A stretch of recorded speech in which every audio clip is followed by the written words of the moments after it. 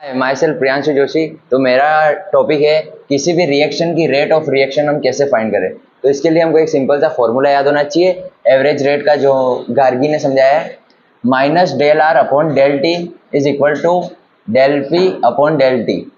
जो यहाँ del are है वो बता रहा है रिएक्टेंट, और जो यहाँ पी है वो बता रहा है प्रोडक्ट। तो हम कुछ एग्जांपल लेंगे for equal stoichiometric coefficient of the reactant और प्रोडक्ट। इसका हमने फर्स्ट एग्जांपल लिया है HgCl2 gives you Hg plus Cl2। तो इसको हम सॉल्व करेंगे। तो जो रिएक्टेंट साइड है उस जगह हम लगाएंगे माइनस डेल ब्रैकेट में HgCl2 upon del t is equal to, अब ये प्रोडक्ट साइड है तो इस जगह हम प्लस लगाएंगे, और प्लस नहीं लगाए तो भी चलेगा, del Hg upon del t is equal to, अब ये जो थर्ड चीज है इसको भी हमको लिखना होगा, del Cl2 upon del t. तो सिंपल सा ये था। और एक और मैं एग्जांपल ले लेता हूँ। सेकंड एग्जांपल है 2Hi गिव यू H2I2। अब जो ये 2 है इसको हमें फ्रैक्शन में लिखना होगा -1/2 डेल, अब ब्रैकेट में पहले की तरह ही Hi upon del t is equal to, अब यहाँ पे वापिस हमको प्लस लगाया नहीं लगाया बात बराबर ही है, del H2 upon del t is equal to del I2 upon del T.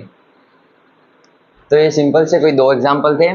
और हमारा सेकंड टॉपिक है factor influencing of rate of reaction. के इन्फ्लुएंसिंग का मतलब है प्रभाव डालना। तो रिएक्शन पे रिएक्टेंट की साइड क्या क्या चीज़ें इन्फ्लुएंसिंग करती है। तो सबसे पहले हो गया कंसंट्रेशन ऑफ रिएक्टेंट, सेकंड हो गया कैटेलिस्ट, थर्ड हो गया टेम्परेचर, फोर्थ हो गया pressure. Thank you.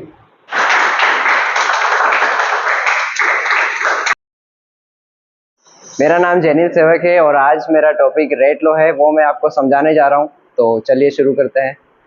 The represent of a rate of reaction in term concentration of the reactants, the rate constant, the rate of reaction depend upon concentration of reactants. इसका मतलब ये है कि अगर मेरे पास एक इक्वेशन की रेट गिवन है और मुझे उस रेट को रिएक्शन के रिएक्टेंट्स और कंसंट्रेशन के टर्म में एक्सप्लेन करना है तो उसे रेट लॉ कहेंगे।